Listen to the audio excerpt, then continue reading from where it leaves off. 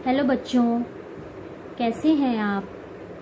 उम्मीद है आप सभी अपने घरों में सुरक्षित होंगे, सेफ होंगे और अच्छे से अपना और अपने परिवार वालों का ध्यान रख रहे होंगे। बच्चों, जैसा कि आप सभी जानते हैं कि इस कोविड-19 जैसी महामारी ने पूरे विश्व में कोहराम मचा रखा है और इसी वजह से आपके विद्यालय भी नहीं खुल पा रहे हैं, जिससे आपका पाठ्यक्रम आगे नहीं बढ़ पा रहा है। बच्चों, ये समय ऐसा है कि हम सबको एक दूसरे का ध्यान रखने की आवश्यकता है। इसी सिलसिले में अब हम आपके लिए पाठ्यक्रम संबंधी अपना वीडियो बनाकर ला रहे हैं, क्योंकि अभी तक हम सिर्फ आपका हिंदी व्याकरण का पाठ्यक्रम ही करा पाए हैं और अब साहित्य के पाठ्यक्रम की बारी है। तो हम चाहते हैं कि आप साहित्य में भी अपनी प्रतिभा दिखाएं और यह कार्य भी अच्छी तरीके से करें।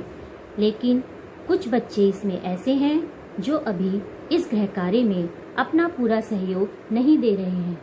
उनसे भी अनुरोध है कि अब आगे से अपने गृह कार्य को सुचारू रूप से करें और अच्छे तरीके से कर हमारे पास भेजें। तो मैं मिसेस पूजा नेगी, आपकी हिंदी अध्यापिका, आज की कक्षा शुरू करती हूँ। तो नाउ क्लास 9 सभी बच्चे अपनी अपनी साहित्य सागर की पुस्तक खोल लीजिए। जैसा कि आप सभी को पता है कि जब आपका सेशन मार्च में स्टार्ट हुआ था तो इस पुस्तक का प्रथम पाठ बात अठन्नी की आपको पहले ही पढ़ाया जा चुका है और आपके द्वारा इसके प्रश्नोत्तर भी किए गए हैं। तो अब हम पाठ 2 से शुरू करते हैं। पाठ 2 है काकी। काकी एक ऐसी मार्मिक कहानी है जिसमें एक अबोध बालक अपनी माँ के बिछड़ जाने का दुख सह नहीं पाता है और किसी न किसी तरह से अपनी माँ को भगवान के पास से लाने का प्रयास करता है। तो चलिए पाठ शुरू करते हैं। उस दिन बड़े सवेरे श्यामू की नींद खुली तो उसने देखा कि घर भर में कोहराम मचा हुआ है।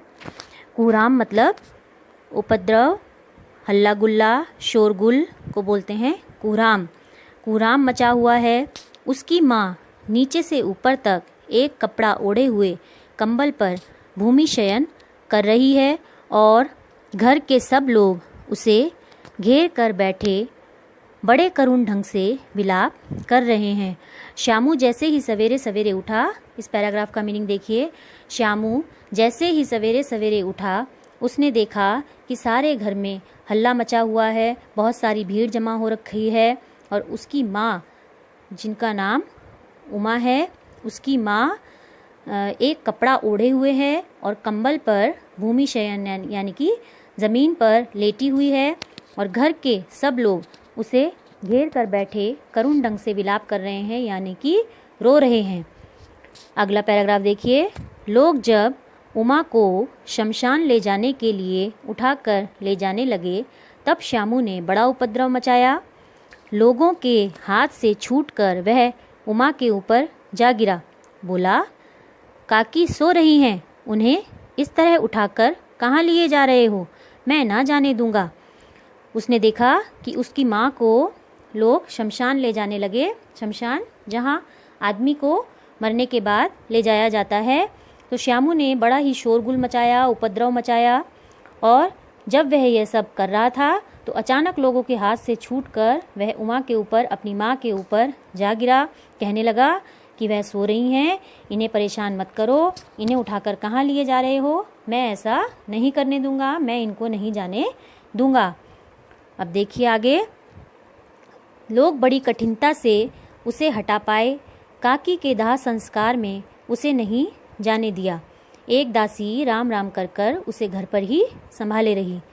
लोगों को अपनी माँ के ऊपर से हटाने में उसे अपनी माँ के ऊपर से हटाने में बहुत मुश्किल आई। और उसकी माँ के अंतिम संस्कार में उसे जाने नहीं दिया। उनके घर में एक काम करने वाली जो दासी थी वो उसे घर पर ही संभाल कर रखा उन्होंने। अगला पैराग्राफ देखिए। यद्यपि बुद्धिमान गुरुजनों ने उसे विश्वास दिलाया कि उसकी काकी उसके मामा के यहाँ गई है, परंतु असत्य के आवरण में सत्य बहुत समय तक छिपा न रह सका।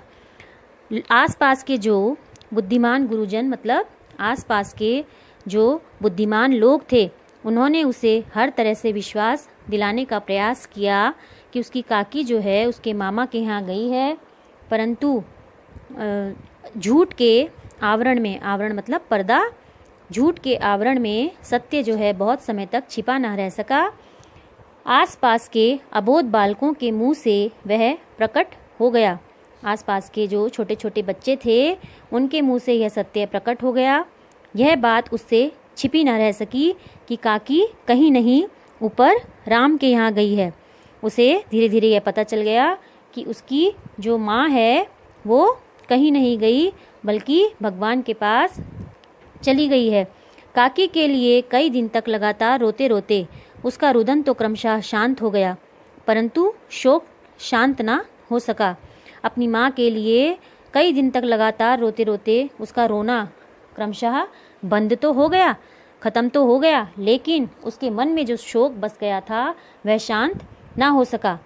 वर्षा के अनंतर 1-2 दिन में ही पृथ्वी के ऊपर का पानी तो अगोचर हो जाता है, परंतु भीतर ही भीतर उसकी आर्द्रता जैसे बहुत दिन तक बनी रहती है। बच्चों, जैसे जब बारिश लगातार 1-2 दिन तक होती है तो ज़मीन के ऊपर जो पानी इकट्ठा होता है उसे सूखने में थोड़ा समय लगता है, लेकिन अगर आप वहाँ पर मिट्टी खोद कर देखोगे तो उसके नीचे नमी बनी रहती है। आर्द्रता मतलब नमी बनी रहती है।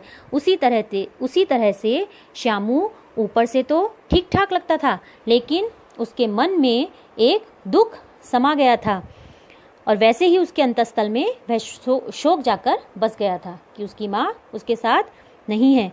वह प्राय अकेला बैठा बैठा शून्य मन से आकाश की ओर ताका करता। जब भी उसे समय मिलता तो वह ऊपर आसमान की ओर बैठा देखा करता।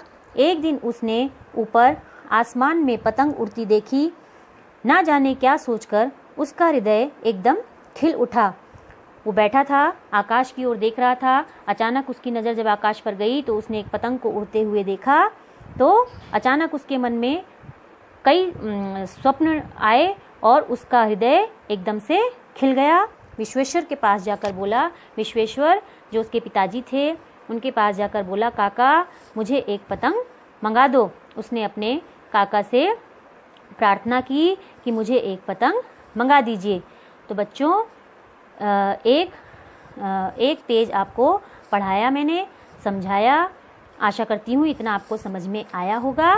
इससे आगे का पाठ मैं अगली कक्षा में समझाऊंगी। इसी के अनुसार जो भी गृह कार्य आपको दिया जाएगा आप समय पर पूरा करके मुझे भेजिएगा। तब तक घर पर रहिए, सुरक्षित रहिए। धन्यवाद।